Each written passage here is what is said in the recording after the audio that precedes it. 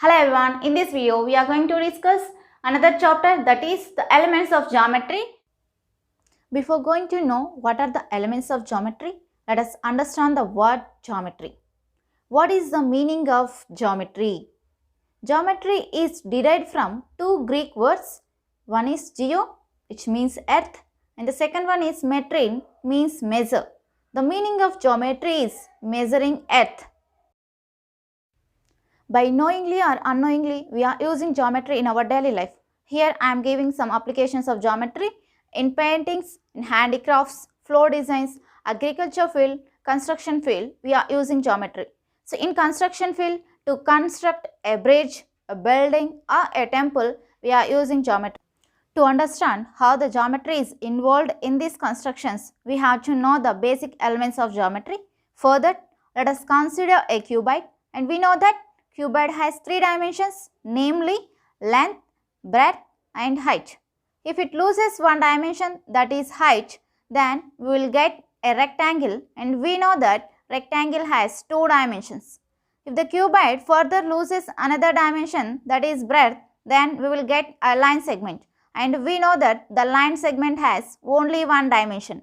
If the cuboid further loses one more dimension, we will get a point, and we know that the point doesn't have any dimension. From this, we can conclude that solids have three dimensions, and if they loses one dimension, we will get plane surfaces, and these have only two dimensions. And if these loses one dimension, we will get a line, and the line has only one dimension. If the line loses one more dimension, we will get a point, and we know that point has no dimension. From this, we can say that solid, plane or surface, line, point are the basic elements of geometry. Point, line and plane are undefined terms in geometry. Euclid is a famous mathematician. He wrote 13 books called The Elements. He has given several axioms and postulates. Let us discuss what are axioms and postulates. What are axioms? Axioms are the statements which are self-evident or assumed to be true within context of a particular mathematical system, which means that there is no need of proof for these statements, and these can be used in any branch of mathematics. These are also known as common notion. Let us consider one example. The whole is always greater than its parts. Let us consider a rectangle. Divide this into four parts. If you compare the whole part of the rectangle with one of its part, then the whole is always greater than its part. Coming to the postulates. Postulates are the assumptions made particularly in geometry, but not the total mathematical system. Means the statements which we assume should use within geometry only, not in any other branch of mathematics. Let us understand the difference between axiom and postulate.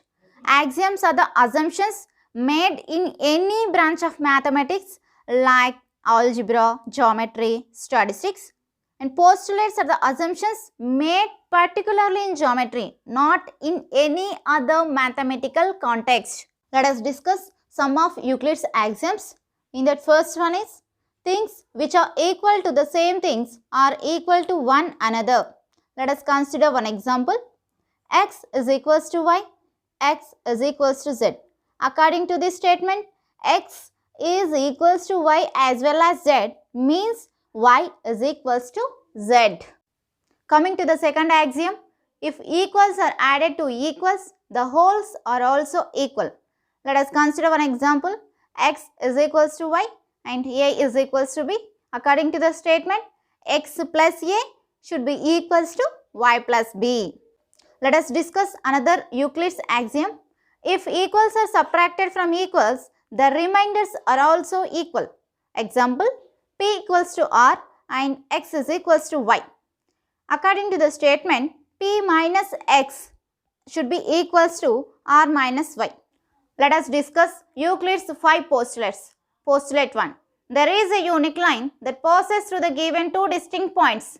Mark 2 points. Try to draw different lines through these 2 points. We will get only one line that passes through the given two distinct points. Let us discuss second postulate. A line segment can be extended on either side to form a straight line. Draw a line segment PQ, extend on both sides. We can extend this line segment infinitely, means the line has no end points. Third postulate. We can describe a circle with any center and radius. We can consider any point as center and any length as radius. We can draw different circles like shown in the figure. Let us discuss fourth postulate. All right angles are equal to one another. Let us draw different angles which represents 90 degrees. Now place these three angles on one another. Now the arms of these three angles will coincide each other. Let us discuss fifth postulate, which is very important.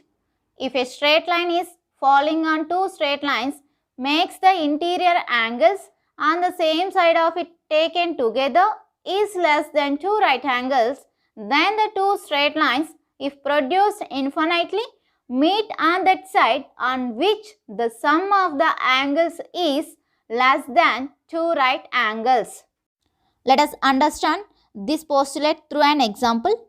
L and M are two straight lines. N is a straight line which is falling on these two lines. Angle 1 and angle 2 are two interior angles which are left side to line N. Sum of these two angles is less than two right angles, means angle 1 plus angle 2 is less than 180 degrees, which means that line L and M will meet left side to line N according to postulate 5.